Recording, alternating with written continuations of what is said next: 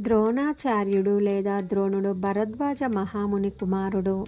మహాభారతంలో ఈయనది కీలకమైన పాత్ర.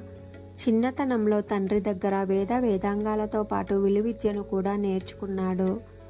ఆయనతో పాటు పాంచాల దేశపు రాజకుమారుడు ద్రుపదుడు కూడా అవే విద్యలు నేర్చుకున్నాడు. వీరిద్దరిది గాఢమైన స్నేహం కుదిరింది.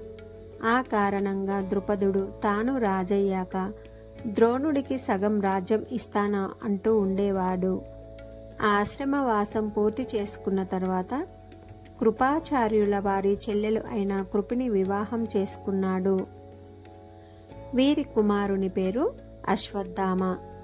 అశ్వత్థామ జననానంతరం అతనిని పోషించడం కూడా వీలు కాని దుర్భర దారిద్ర్యంతో బాధపడుతూ ఉండేవారు. పరశురాముడు తన ధనమంతా బ్రాహ్మణులకు దానం ఇస్తున్నాడని తెలిసి అతని వద్దకు దానం స్వీకరించడానికి వెళ్తాడు ద్రోణాచార్యుడు. ద్రోణాచార్యుల వారు అక్కడికి చేరేసరికి పరశురాముడు ధనమంతా దానం చేస్తాడు.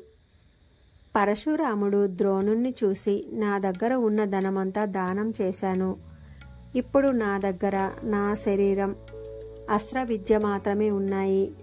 కాబట్టి అస్త్ర విద్య కావాలంటే నేర్పుతానని చెప్తాడు. ద్రోణుడు అందుకు సమ్మతించి అతని వద్ద అస్త్ర విద్య నేర్చుకున్నాడు. ఆ అస్త్ర విద్య తర్వాతి కాలంలో హస్తినాపురంలో కౌరవులకు పాండవులకు అస్త్ర విద్య నేర్పడానికి దారితీసింది. తర్వాత తన బాల్యమిత్రుడు ద్రుపదుడు విద్యాభ్యాస సమయంలో ఇచ్చిన మాటను పురస్కరించుకొని అతని సహాయం కోరడానికి వెళ్తాడు. ద్రుపదుడు అతనిని అవమానించి రిక్తహస్తాలతో వెనుకకు పంపించాడు. ఆ అవమానాన్ని సహించలేని ద్రోణాచార్యులు అతనిని ఎలాగైనా తిరిగి అవమానించాలని పంతం పట్టి ప్రియ శిష్యుడైన అర్జుని సహాయంతో ద్రుపదుని పట్టి బంధించి అతనికి బుద్ధి చెప్పి తిరిగి పంపించడం భారతంలో ఒక ప్రధాన ఘట్టం.